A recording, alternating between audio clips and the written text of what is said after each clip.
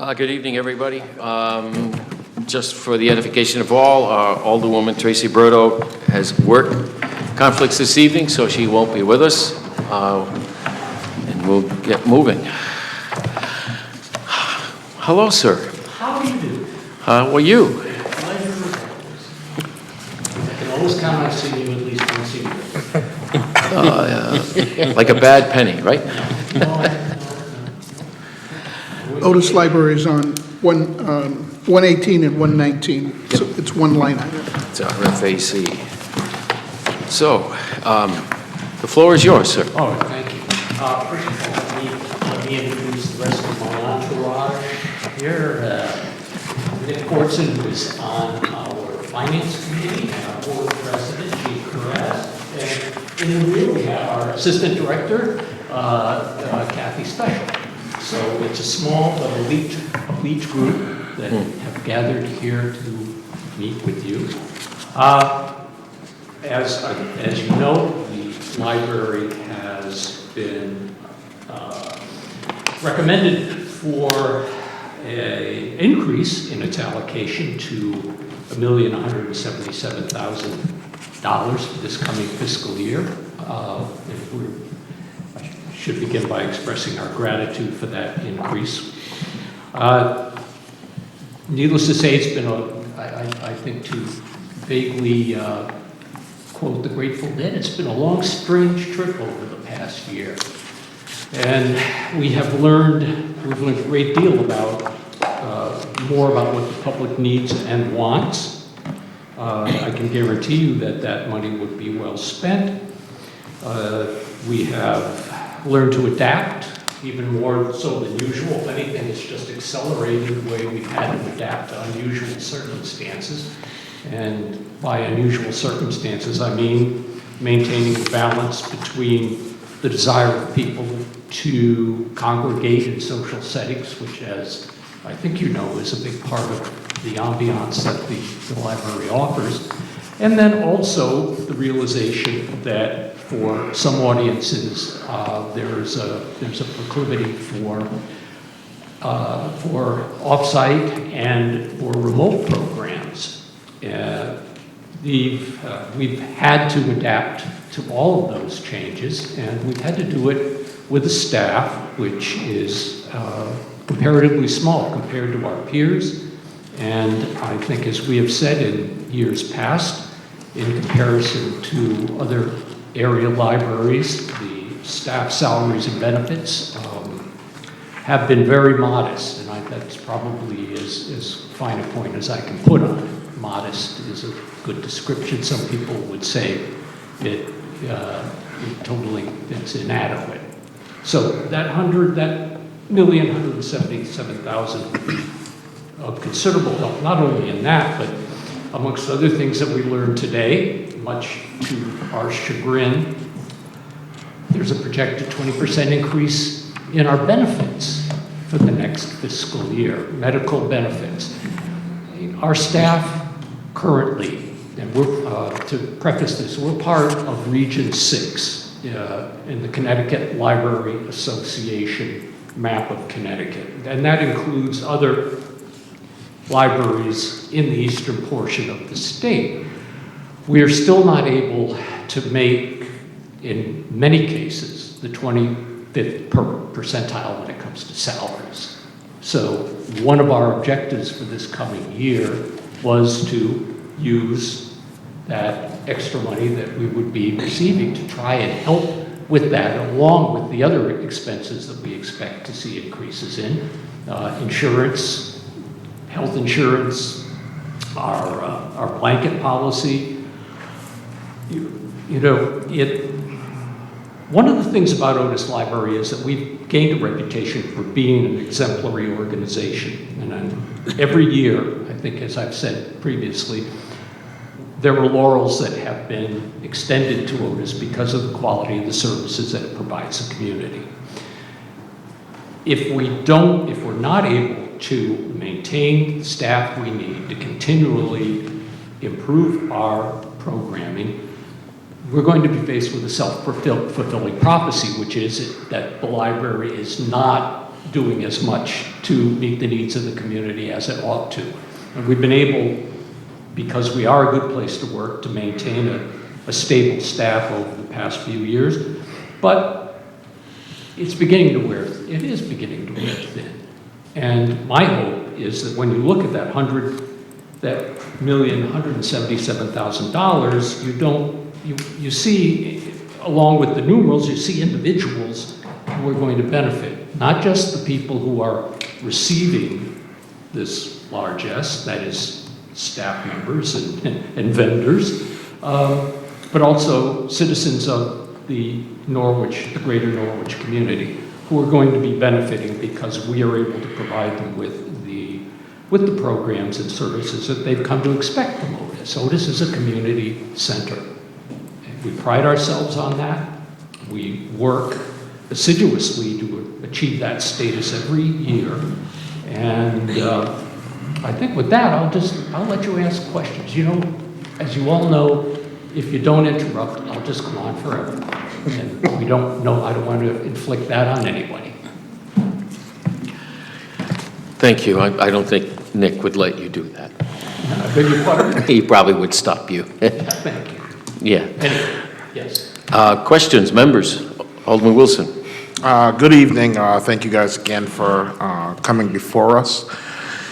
Biggest question is, what are some of the added costs you have seen in this last fiscal year due to COVID or just the climate that has changed overall when it comes to library services? Some of the added costs we're beginning to see after, remember the library building was dedicated in 2007. We're beginning to see the effects of age on the building. We've seen, for example, in this past year, a basement inundated. That was an unexpected almost $9,000 cost that the library had not anticipated. We've got a current one with a collapsed ceiling that has to be attended to. So there are those things. The other added costs, it's almost what we're seeing is being lost in revenue. The fines, of course, have been down. Service fees have been down. So we've been looking for ways to recoup that. I don't know if that's the complete answer to your question, but it's the best I can do at short notice. No, I think that's the realistic answer that I'm looking for. So that is a huge piece.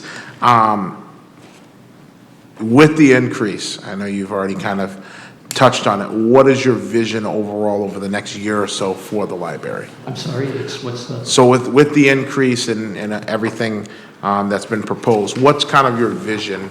I know you talked about the health insurance and salaries and things of that sort. What's some of the other things you envision service-wise to the library over the next year? You know, one of the things that has become readily apparent, and which is part of our ongoing initiative, but that has certainly accelerated since the pandemic, is the increase in outreach activities. Now, that's growing dramatically, and it's also something that we don't always have to.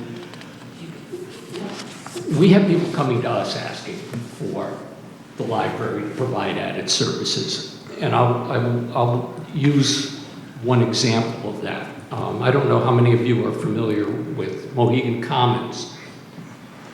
Yes. Okay, yeah, Stacy. Yep. We've been asked to do two things. First of all, to provide on-site English as a second language classes in conjunction with literacy volunteers. The reason for that is that there's a large older population that is not familiar with English and don't have immediate access to vehicles. I know in the last Data Haven report, they reported that 11% of Norwich residents did not have a personal vehicle. Well, these are some of the people that they're talking about. Folks who not only don't have personal vehicles, but don't have readily available access to public transportation. So we are working with them. They have a wonderful community center, and parenthetically, if you haven't seen it, you really should go and take a look at it. It's wonderful. So we have begun working with them on ESOL classes, but they've also asked us to extend that to children's programs. Because again, transportation is an issue. Come to the site, provide programs for them, and we're hoping that that will be the basis for even more outreach programs. It would allow us to review and to perhaps expand, although that remains an open question, our home services. The home services used to be homebound services, but that's expanded. We now have 30, 40 people who are on that list who are receiving services at home, and some of them for the very practical reason that they can't get to the library, some of them are incapacitated, some of them are still concerned about being in large, crowded public spaces. So it's all those sorts of things that we've found have to be addressed, and that we have to be able to say, yes, we are providing these services. That's what our patrons expect. Perfect, thank you. No other questions, thank you. Thank you. Other members? Yes. Alderwoman Gould. Okay, so thank you for being here tonight. What initiatives or services did you implement during the pandemic that you said, oh, you know what, this is working great and we're going to continue these in the future? Well, that home service is one of them. Other things that we began to do, and I'll preface it by saying we never closed the library, so please don't ever mistake having to do things virtually for having closed the library. We had to do things with the physical plant closed. However, we continued our outreach activities to our homebound patrons, our home patrons. We began to use Zoom, so that's another program platform that we've continued to use. We also began doing pickup services, so you could pre-order your materials and come to the library and pick them up outside. And we still continue to provide that service as well. So those are a couple of examples that occur to me off the top of my head. And can you expound on what the home services is and how far do you go? Even though people would like us to leave Norwich proper, we confine the service to Norwich, but we go throughout the various areas of Norwich. The people who receive that service get books, they get DVDs, they get CDs, they receive interlibrary loans if that's required, some things that we can't get from our own system. So that's done on a regular basis. We have one person who dedicates a good portion of her staff time to doing that. And quite frankly, it's partially about getting the materials. It's also about socializing. It's also about being able to see somebody else. So they provide a certain amount of empathetic content to the visit that might otherwise be lacking. Okay, thank you. And what initiatives did you implement that were just like a bust? Well, Stacy. Or didn't go over as I'm not well? going to tell you that. No, I mean, there were okay, the one that we had. Did you really said, oh, this will work great, and you found out? Well, of course, there were some. One in particular I thought I had great hopes for would be a book club that would, because we do have a number of older patrons who are not, don't have the expertise to do something online we hoped we could start a telephone-based book club. And I thought that would be a great one. And that was probably right up there with, the idea for the Edsel, the board Edsel. Yeah, it was about that good, I'd say. Yeah, just about that good. All right, well, listen, we have to try things, and sometimes they don't work out. I don't think there are any others that were that bad. I mean, I had to be persuaded not to do a few things, but, none of them ever got to the point. But that was in the inner office. Yeah. Stayed in This the was inner office. More astute people persuaded me not to do it. Okay. Did the library receive any grants or loans directly related to the pandemic? We did receive funding. We had ARPA funding, which came through the state. We had also some ARPA funding that came through the city. Some came directly to us from the state, which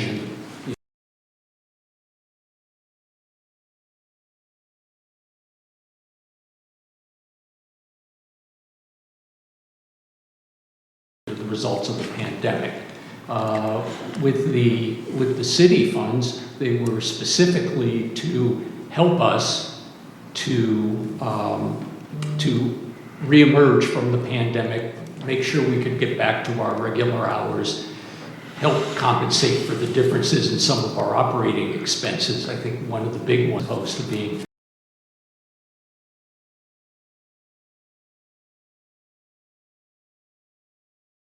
primarily open on by appointment and not a regular 46-hour work week. Yeah. Okay, and my last question is, does the library have a capital improvement account? We don't formally. We have made improvements this year that we knew we were going to be making, we budgeted for ahead of time. We did not, however, because we have seen those things increasing, we will have a capital budget for the 22-23 year. Try and stay ahead of the curve. Okay, thank you. You bet. Thank you. Other questions? Yes. So at this point, library is fully functional? Yes, I mean, we're back to our pre-pandemic 46-hour week schedule. We're again inviting on-site programming, and our public spaces, our rooms, yes. So things are, not quite where they were in 2019, but we're doing our best to head in that direction. Now, you said you got some funds to make library up to the COVID standards. So what was the things you guys did, like added some plexiglass or? Yep, in 2007.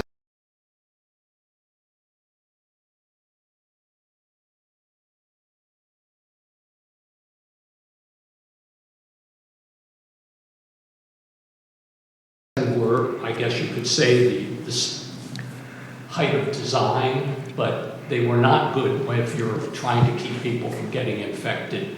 They needed to be changed to fabrics that would not hold the virus. So we did that. We also purchased shelving that we could adjust to save social distancing.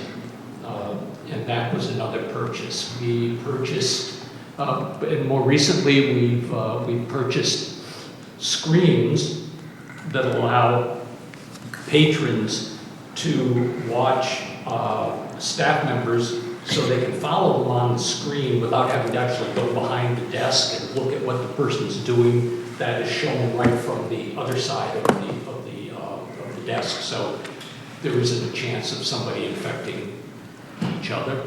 So those are some of the major things. It also provided for a lot of PPEs. So upgraded cleaning products.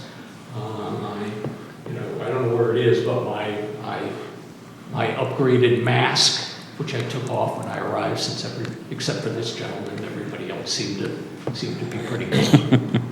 Yeah, but all of those sorts of things. Some of them would be more in line with capital items, but a lot of them were things that would have to be termed disposable, one-time use.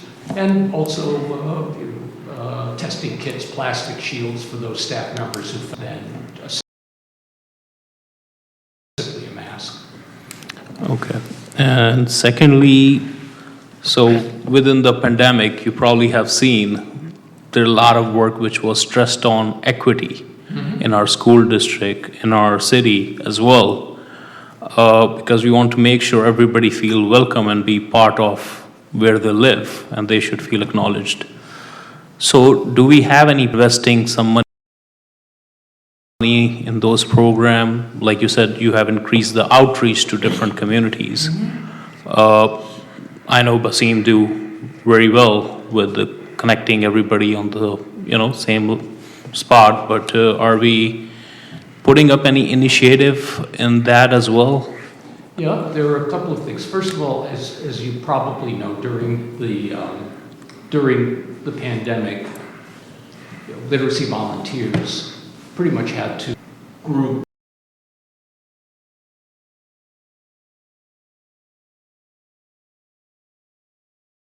participation. And even though we tried to transfer that to a virtual platform, it just never really worked well. So we've been working very hard to get them both on-site clients and, as I mentioned with Mohegan Common, get them into the community. So that was one thing. We've also revived and expanded our citizenship classes, which are being done with Norwich Adult Education. And that's also been very successful. The first portion of that ends this spring, and it's been received well enough so that it's very likely we are going to have another session. There's that much demand. We've also we've developed a very strong relationship with the Tibetan community. So with their help, we've been able to order books in Tibetan specifically at their request to help meet their needs and also to help them preserve their culture and language, which is extremely important. So there are small groups of residents, Tibetan community members, who meet at the library with children to help sustain the language and ensure that it doesn't become, it doesn't atrophy. Thank you. Sure. Thank you. Other questions? I monopolize this. We're all set.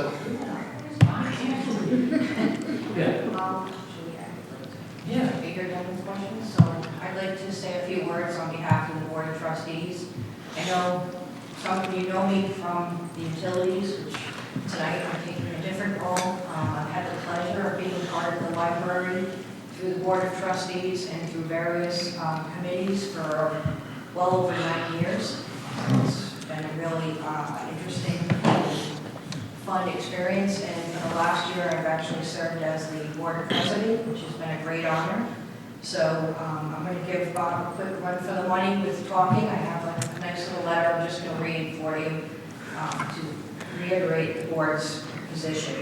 On behalf of the Otis Library Board of Trustees, thank you for consideration of the fiscal year 23 budget. We recognize that adopting a municipal budget is a daunting task, with every department offering valid reasons why their department's budget should be adopted as presented, and we appreciate the time and efforts placed into reviewing and adopting the budget each year. We'd also like to thank City Manager John Solomon and Comptroller Josh Pothier for their support for the library in preparing the budget.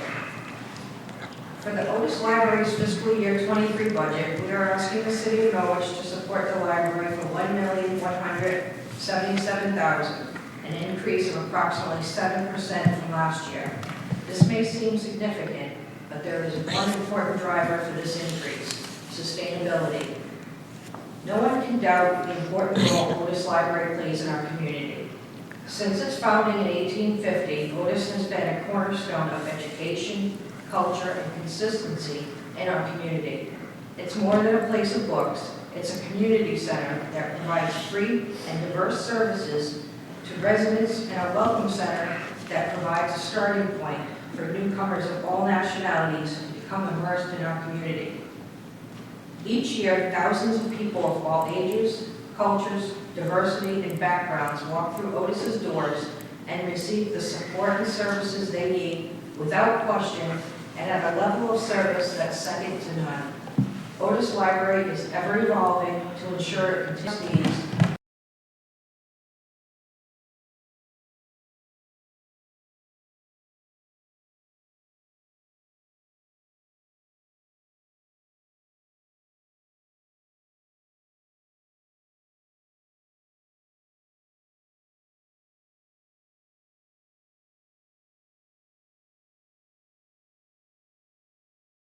My involvement in various committees, and as a longtime patron of the library.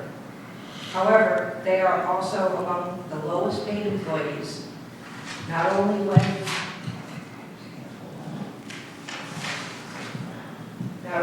compared to other departments in the city, but also among other libraries within the state of Connecticut. And as a footnote to that, this is comparing libraries of equal size and demographics to Norwich. The modest increase in salaries in the fiscal year 23 budget is the first step to rectify this situation. The Otis Library currently has a staff of 27 employees, ranging in hours from less than 1 hour a week to a maximum of 36 hours a week. Only 10 employees are considered full-time and are eligible for insurance. However, the out-of-pocket cost to employees for insurance is substantial and is expected to increase by as much as 20% in the near future. The low salary range and high cost of insurance not only impact current employees, but are also affecting employee retention and the ability to fill vacant positions. These low salaries and high insurance rates preclude prospective candidates from accepting positions, salary and benefits.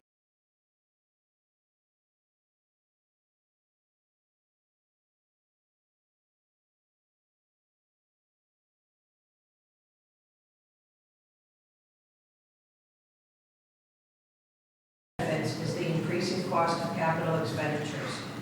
Constructed in 2007, the library facility is aging, and with that comes increasing capital expenses for building repair. Just this past year, the library suffered $11,550 in unplanned expenses to repair the basement after a severe rainstorm. Other upcoming capital expenditures include HVAC upgrades, replacement of worn carpeting, and ceiling repairs. If Otis Library is to continue to provide the necessary programs and services our community wants and needs, it needs to become financially sustainable for the long term.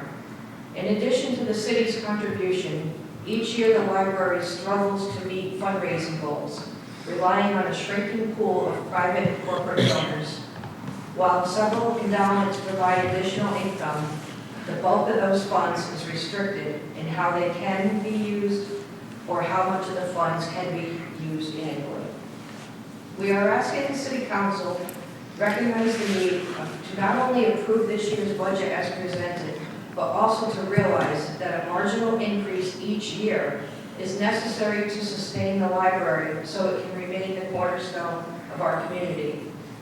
We also welcome any discussion or ideas for ways to support the financial needs of the library and encourage each of you to visit the library for an in-depth tour of the facility, to meet the staff, and to take advantage of all the Otis Library has to offer. Thank you. Thank you. Dick? Anything? No? Okay. Just pro temp, please. Thank you. So, Mrs. Curaz, thank you for that letter, because it brought to memory some conversations that I've had with the library leadership in the past. And I wonder if, one conversation in particular was to roll the employees of the library into the educational staff of the school system. They provide many of the similar functions, and I saw that as a potential avenue for not only addressing the salary issues, but also put the employees into a pool of healthcare participants in the Board of Ed's program. And I just wonder if that ever went anywhere. That's the first I've heard of this conversation, but I don't know what legally that would involve. Would that be a change to the bylaws, or, I mean, that seems like something that can't be just made to happen. You've got unions that you have to deal with and everything else. So. Right, I'm sorry, I don't mean to cut you off, but I agree with you. And I don't mean to discount that. It's just, I guess what I'm trying to get through is the seriousness in the short term of where the library sits in our community financially. There's been, staff that have been there for a long time, that have been so dedicated, but they can't afford to work there because they can't afford the insurance out of pocket, and they have to go to other positions. And at the same time, we have a bulk of our community that needs to walk through those doors every day to get services that they depend on. So there's definitely a lot of room for discussion in terms of how to take the library into the future, but there's also that present need in the near future that needs to be looked at and to see where, and again, sharing services, sharing positions, whatever, is certainly a conversation that can be had. It's just what can we do immediately that make a significant impact as well. So I hope I answered your question, Joe. Probably. Well, the only question was whether that idea had been explored, and apparently it hasn't, and that's okay. I'm not admonishing. I can't say it hasn't been as far as I know. So, and I'm not admonishing you either way. I'm just saying that we're at the point now where we have to get creative with our solutions, and I, for one, frankly, and I don't mean this as harshly as it's going to come out because it's not directed at you, but for a lot of years we've been putting Band-Aids on problems, all right? Band-Aids on municipal funding, issues are not cures. Absolutely. And so this is one that I'd like to see cured, so that long after this council is gone, the library's still clicking along in a sustainable way. That's totally our goal as well. Making sure it's sustainable beyond my tenure, Nick's tenure, your tenure, everything. Where we're not coming year after year to leave for just enough to get through to the next year. Okay. Thank you. Robert, you mentioned Region 6. Does Region 6 affiliation, and maybe this continues some of the just prior discussion, does that give you access to your insurance by pooling a larger purchase ability with other libraries? What is the purpose of Region 6? It's really more of a regional designation. And it includes the libraries that are just in this part of the state. It's really no more than a way of accounting for where they are, the things that they might have in common, but it doesn't pertain to salaries or services or things of that nature, Or health insurance? or health insurance either. Do you know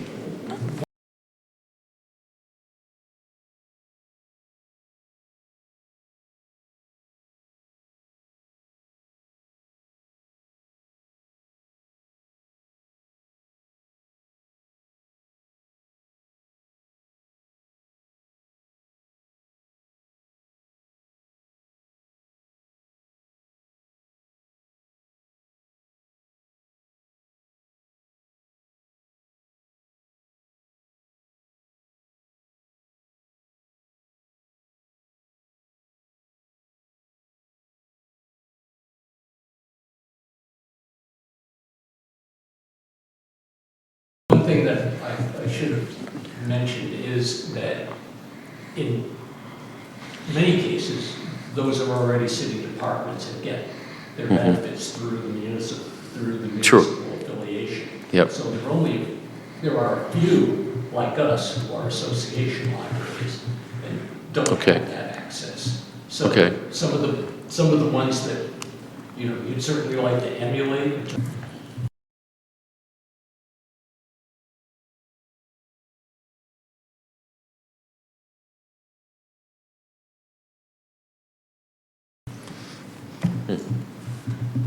Okay, thank you. I just Yes, have a Alderman quick Singh. one. Thank you. And how many members are we have in library? Like, do we have any membership record of? We have a membership, let's see, we have membership for card holders. Okay. The number of people in the municipality who hold library cards. But you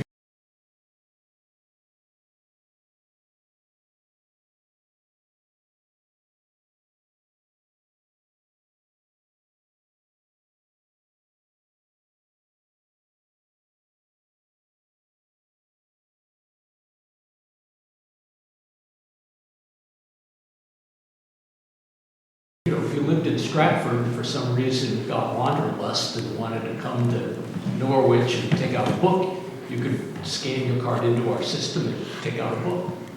Yeah. But your membership is only limited to Norwich. There are a certain number of Norwich card holders. And I can't, that's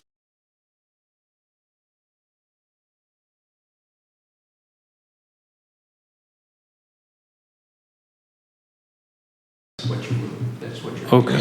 Yeah, there are small libraries who don't have even the basic support that Otis does in the community, who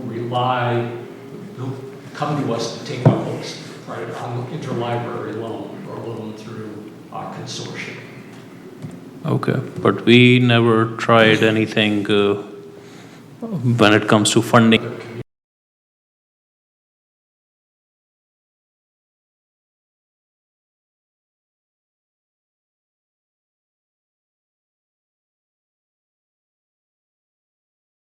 Community has their own library, but that didn't last too long. Okay. Thank you. Thank you. Alderman Grant Neuendorf. So I hear you guys talking a lot about you see Otis Library as a community center, correct? So speaking to Joe's point, I'm wondering, is there any way kids could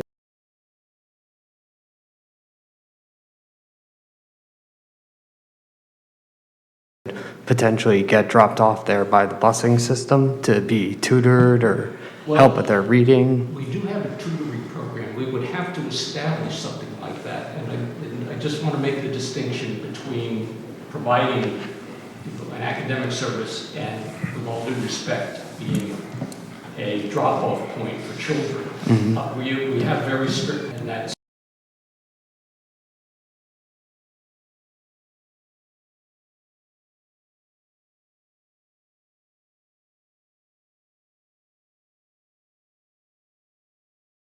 specifically because in the past that has been a problem.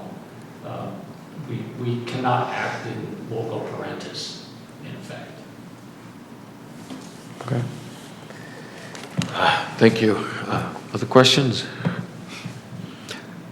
Thank you very much. It's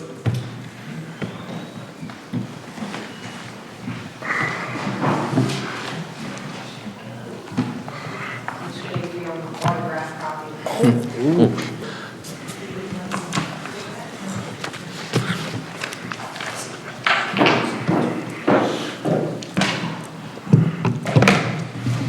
Thanks. Thank you. Good night, Bob.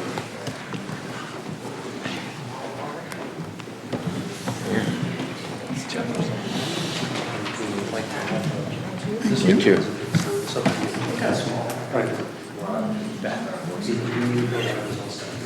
Thank you. Doug, but I want to report you to Betsy.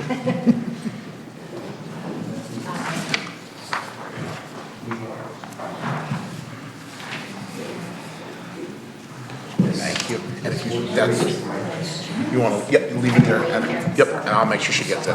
Thank you.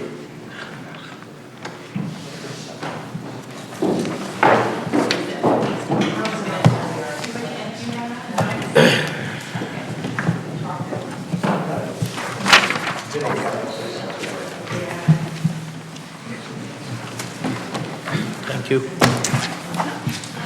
Thank you. Thank you. Hey. Thank you.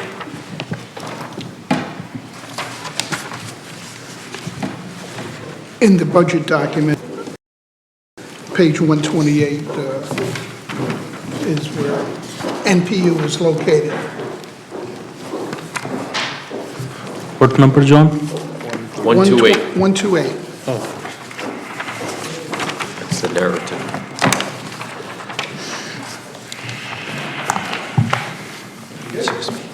All right, good. All right, well, thank you very much for allowing us to present our budget tonight. It takes a $4 billion budget, and we have a great leadership team that puts this whole budget together. But I have our financial planning manager, Laura Heron, here, because she's the one who herds all the cats, pulls it all together, and can add any details that may need a little help from my understanding of the budget. This is how many thousand lines in the budget, Laura? Thousands.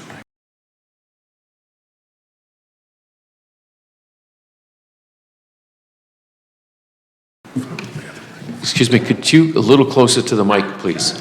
Right. So our priorities for the 2023 budget include supporting economic development, investing in aging utility infrastructure, and this year we have a transformative opportunity to obtain federal funding for many of the projects we're looking to do this year. We also want to provide excellent at all levels, local, state, and federal, and also deploy technology for the continued benefit of our customers and for the city. We are now currently in the final year of our 3-year rate track.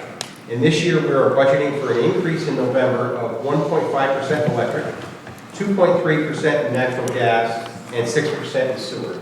Water rates are remaining flat this year.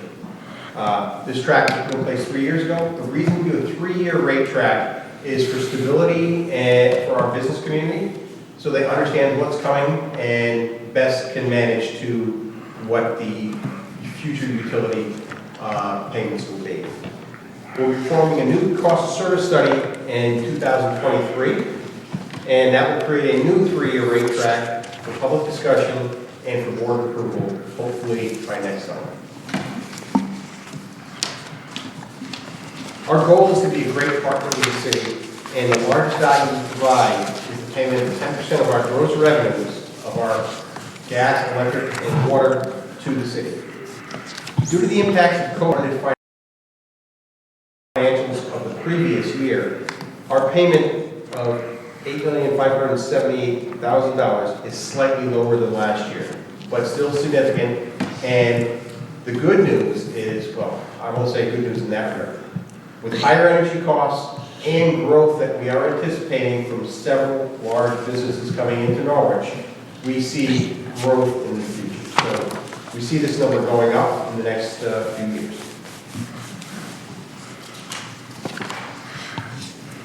Our revenues increased this year over 4% from last year.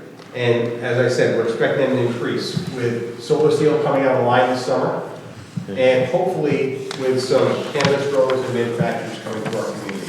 And economic development takes a team. We need city leadership, council, NCDC, and NPU all together to attract and bring in these businesses. And I think right now we have a fantastic team, and it's great working with the people we have for economic development. We budget our expenses at a level to maintain our infrastructure and operations. we are operating as efficiently as we can. We always have the ability to reduce spending if revenues are impacted.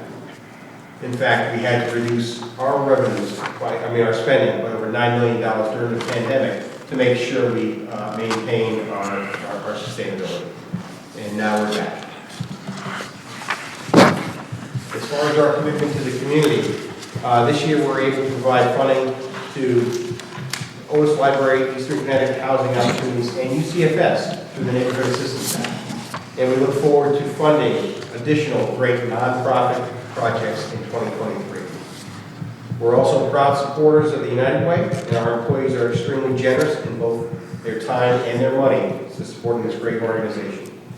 And finally, there's an event in Norwich where they provide support. Any golf tournaments, other functions, whatever. As far as the budget process, we presented our budget to the Board of Commissioners on March 22nd. We expect to finalize the process with a vote in either our meeting coming up on April 26th or May 24th. And we give board plenty of time to review every section. We started this process in late December. We went through every business unit with our Finance and Audit Committee meeting. We presented the entire budget to the board, and now we're giving them roughly 2 months to ask questions and giving additional detail before voting. They take it very seriously, and we take it very seriously. Do you have any additional questions for Laura or myself?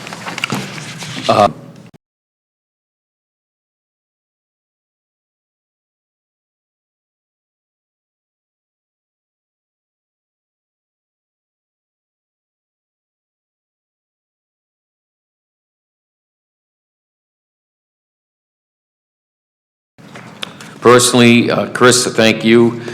Previously, last 2 years, Leanne Gomes was co-chair of the United Way, and they had a record year in raising funds in spite of COVID. You're now one of the co-chairs. You've stepped up. When you say NPU is part of the United Way effort, you mean it personally, and you're part of that. So thank you for doing that. Questions, members? Alderman Wilson. Again, good evening. Thank you guys for coming. One of the things I wanted you to kind of touch base on is I know over the last few years, COVID definitely took a huge swing at many things, utilities being one of those, and how some of the programs that were put in place with COVID monies and different fund projects helped kind of keep individuals stabilized in a sense to be able to pay their bills or utility bills and things of that sort. What impact has that had on you since? Right, so to start off, we lost our largest gas customer. It's now back, but ACLS Laundry closed during the pandemic. Correct. Then we lost our largest electric customer, Freeport Warren, also closed. So major impacts, we didn't know where this was going to level out. Then we started looking at just general businesses. Our revenue was down significantly. Home residential use started coming up, but also our own deductibles went up. We put in place a SPA program, special payment arrangements, to allow people with no interest to extend their payments out, and that ends in July of this year. We also worked much closer with TDCCA and Norwich Human Services to get as much help for our customers as we could. We're seeing more money coming in from TDCCA this year than we ever have. We're actually going to have a report going to the board in this month's meeting to go over the details of that additional funding. I don't have those numbers handy. As we come out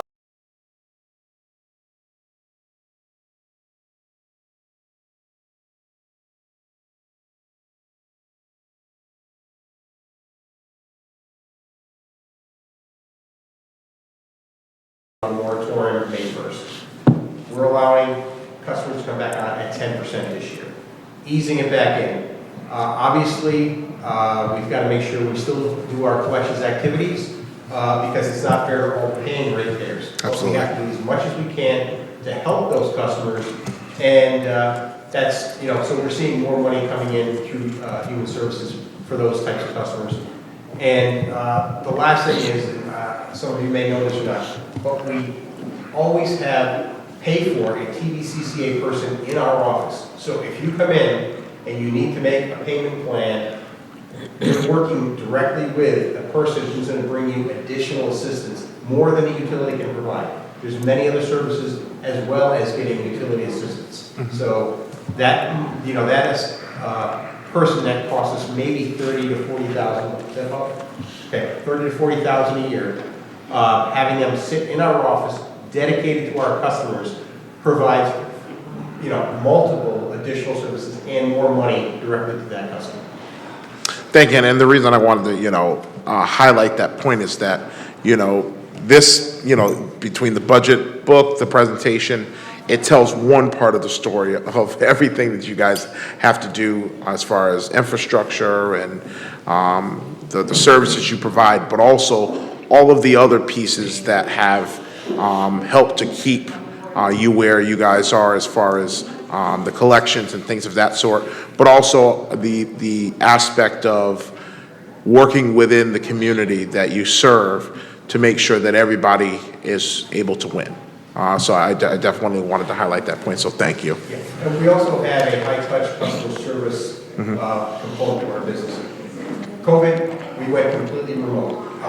We were amazed at how quickly we were able to do that, and we became more efficient actually when we were working off-site. But we lost that ability for a customer to come in and have a conversation with a live human being. We're 100% back, and it's nice to have that option of both. So you can have a non-touch experience, or you can have come in, sit down, talk with a customer service rep, and get everything addressed, and then walk next to the next over and get your situation help also with TVCCA. And you answered the second question, which kind of was what we've been kind of theming, is the things that you've learned to be able to implement due to COVID that you've had to do. And I mean, I think that's one of the many examples you probably could give of a service or a way to enhance services for individuals. So thank you. Yeah. Even our leadership team, in COVID, when we all had to work remotely, we were on a WebEx meeting every morning at 8:30. We never had that when we were all live. We were not meeting every day. Just here's what's going on. Here's what we all need to know. We brought that ability in, and so now we have every morning. We still have that, but we allow a hybrid. So if I have a person at customer service who does not have the time necessarily to walk over or has a busy morning, that person at customer service can engage in the meeting from where they are. If we have somebody on a conference or travel, they can chime in. Likewise, our person running the water plant, sewer plant, if they need to be at the plant that morning, they don't have to drive over and engage. But everybody's hearing the same message and contributing every single day. And I think for that reason, I think we're a better organization. Thank you. Thank you. Other questions, concerns? Alderwoman Gould? Thank you both for being here tonight. What does MPU have planned for the future for either natural gas expansion or water line expansion? All right. So as far as water, that is really a cost neutral kind of business. So there's not a lot of revenue to be had for expanding. We are taking advantage of ARP money to bring a new line up to Rogers Road. That money has been allocated to us from last year's allocation, and the design is moving forward to expand up Rogers Road. We also have Countryside, which we came from the council to get funding for. That was a great opportunity to take over a private well system, provide city water, and we were able to get 90% funding. Unheard of, but this was a win-win for the state to get rid of a failing system, and also to help the residents who were very impacted. We just saw some bonding go forward in Basra for additional water lines going out to Basra. And so, in Franklin, so in those two areas, there's potential for expansion in other towns. And we have a project to interconnect with Groton at the Preston Legend line. So that's pretty much the water increase that we have. If Preston Riverwalk takes off or any large customers come in, we already have infrastructure there to support those. Now, as far as gas, we are limited to Norwich and Preston. And in Norwich, we pretty much got the low-hanging fruit. We are still seeing a large number of people along the existing line, when their oil system fails, their older system fails, they're connecting in, and we're getting 40 to 50, what did you say? Yeah, 40 to 50 new gas customers a year. The next big thing will be at Preston Riverwalk, and we have a line down 2A in Preston that needs to be extended to the state hospital. When that happens, we can capture the state hospital, whatever happens there, and we can also go down to the incinerator and extend our gas line there. Right now, it's not cost effective to bring it to the incinerator without that extra load of the state hospital. Okay, and my next question. I think we sometimes forget that MPU pays that 10% on their gross revenue, Yes. not on their net revenue. Yes. How much is MPU, are you owed that is actually, because this is the important part, actually collectible? So right now, we have 1.2 million roughly in special payment arrangements, but our bad debt, Laura, can you have that number handy, or should we just get it? Yeah, Why I don't we have to get get that to that you? number as for a wrap, but it has grown significantly over the last 3 years. Probably almost to the tune of doubled in the last 3 years. So, our outstanding unpaid utility bills go back over 365 days, and in some cases, 2 years worth, and then some.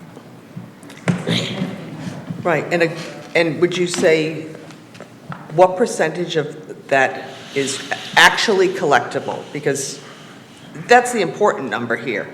We forget that if you owe utilities $100 and you don't pay the utilities, the city of Norwich, still gets credit for that $100 that you may never see That's in right. anybody's lifetime. We have put in several different processes in place in regards to collections, and there are several things that we're working on, but realistically, it's probably half. Okay, thank you. The business community has come back pretty well. Residential, not as much. We do, if I may, we do Please. have some ARP programs that are helping to pay for utilities for customers that are having a difficult time, and we hope to continue that with the next phase. I think that was helpful during the year Very for much, that, yes. out of our Human Services Division. And we needed some assistance from elected officials to clarify that ability, because there was a point in time where they were going to say no, because we're a municipal utility. They were only allowing it for the private sector. But thankfully, that was turned, and your office had a lot to do with that as well, Yes. along with those who were elected. Congressman Courtney. yes. Senator Austin. Yep. The mayor, all in support was great, and United CT brought in a significant Yep. amount of money. And I will have a presentation to the board at the fourth Tuesday of this month with all the detailed numbers coming in. I'm happy to share that with the council. That would be wonderful, because again, 3 new members. Always want to keep that in mind. Thank you. Other questions, members? Just a quick one. Alderman Singh. Thank you. So of course, NPU, I always say that's the biggest asset we have. And to my developer friends as well, because development is a lot more easy when you have utilities available. And that's one reason maybe we have so much activity going on in Norwich. So I hope you will keep up all your efforts to make sure the same standards of services are given to businesses, to homeowners, to everyone. And I have called myself on few incidents, and they had a very good customer service. They talk nicely. So that's the first thing we need to be welcoming to, no matter who calls and no matter what their problem is. So that's one thing. Second thing, of course, we do have some rate increases. Now those increases gonna be applicable to everyone businesses, manufacturing, homeowners, so it's standard? Yeah. So when we do a cost of service, we try to make sure it's equitable across all customer sizes, all customers, and all services. So, and it's based on what the cost is to do business. It is not, we create a bunch of projects and then back into rates. We do a deep dive analysis of what we think it takes to keep the business running, and then we equitably share it between all our customers. Okay. But I know some of the businesses pay lower rates. For higher amounts, yes. That has a lot of energy usage, right? Yes, and we look at what that customer costs us. So if we have 22,000 roughly electric customers, and the majority are residential, where we have to go out, read that meter, take care of those lines and those transformers for each of those customers. A lot of cost per customer. When you go to a very large customer, they're using a very large amount of utilities, and so costs less to serve that customer if you're using a lot than it does for one person who's using a very little amount. Okay. Thank you. But we always try to make sure it's fair. We also are making sure we're competitive regionally and locally. Okay. Thank you. Thank you. Other questions? Pro Tem, please. Hi again, Chris, and thank you both for being here. You mentioned in your opening remarks on the first slide that you had that there was an opportunity on a project or something that I just kind of caught it as you were speaking.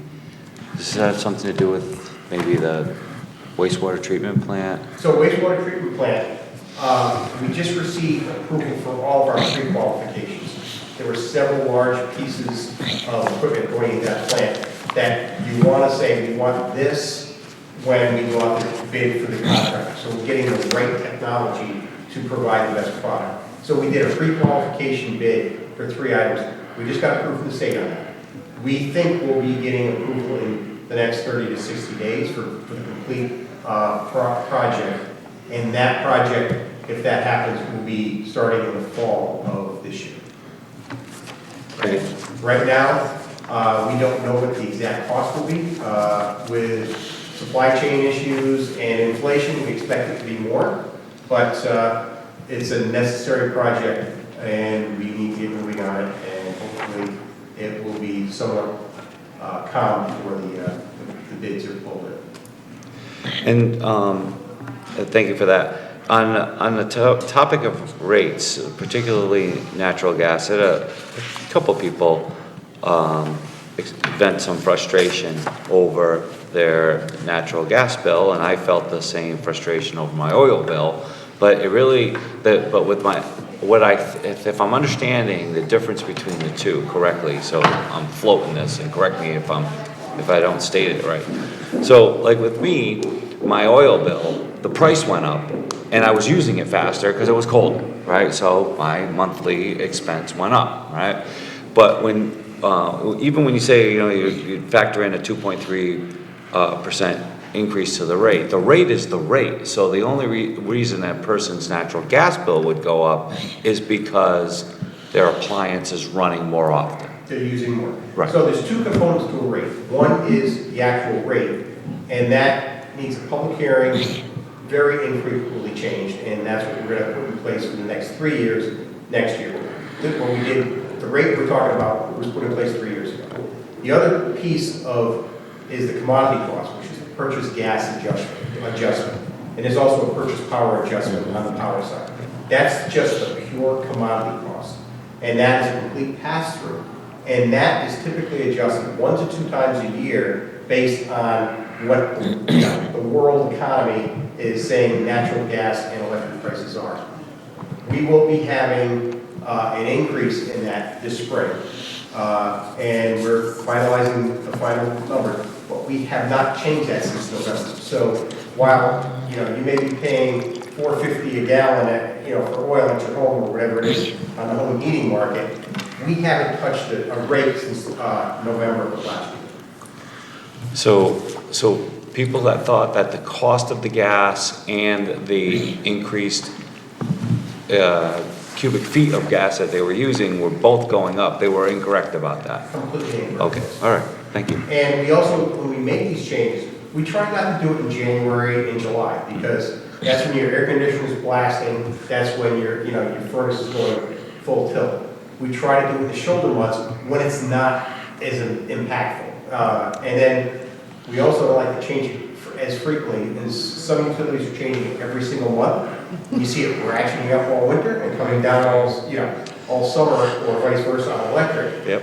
We try to keep it as stable as we can, and we look at long-term recovery. So, we slightly bring it up, and then we hopefully can bring it back down again. And these high energy costs are not necessarily sustainable for the long term. So, But we still- expect them to come back. But still, with the gas, as you just described, and with electrical, because of CMAQ, right, and rate stabilization, it's not as volatile as we might see in the gasoline and heating oil markets, right? Correct. And electric is set by the natural gas price, because it's the majority of the electrons are generated by natural gas. So if natural gas goes up, electric always goes and follows. Right. And CMAQ is doing a wonderful job of managing this, and CMAQ's really come around and are doing a fantastic job for all its members. But they also have the same forces, and when I go to, we're going to be talking about PPA and PGA in our board meeting in 2 weeks. The same week, at the end of the week, it's a CMAQ meeting, and they're going to show the natural gas price and how it's driving up the wholesale costs. The retail costs are not changing, it's the whole, as fast as the wholesale costs. Thank you. Thank you. Other questions? Just for the membership, you should all know that every Thursday, 9:30 a.m., Rob Harris of NPU hosts a WebEx call. And on that call is every city department, fire, zoning, building, planning. I'm on it, John's on it, Chris or Jeff Breining's on it, and we go over every single permit that's in play across the city. And we all look collectively as a way to move these projects, particularly if they're stuck. People can talk to a party that can maybe make that happen on that call. It happens every single week. That same opportunity happens when a new business interest comes to this city. We bring all those groups together, including all the branches of NPU, and they get their questions answered right away at the beginning. They don't have to hunt for anybody, but it's a really strong, positive, proactive business model. For anybody who wants to invest in a city, we're here for you if you happen to be watching on Channel 97. I'm shameless, but I'm going to say that. NPU's rates are significantly lower than Eversource. With the high volume loads that we would sell to you, you can get even better price point break on cost of energy. So we're open for business, but a lot of that's because of all that your divisions do and all that you do. We couldn't do it otherwise. Thank you. Well, I'll be shameless too. Go ahead. And as someone who has to buy from Eversource, you have no idea how the bill fluctuates every month. There is no consistency whatsoever. And you try to talk to somebody at Eversource, forget it. So we are so fortunate to have Norwich Public Utilities. And I love having natural gas. Wish I could get it. I'm on a dead end and nobody wants it.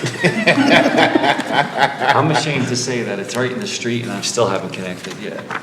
Oh, it's a beautiful thing. It's I a know. beautiful thing. I know.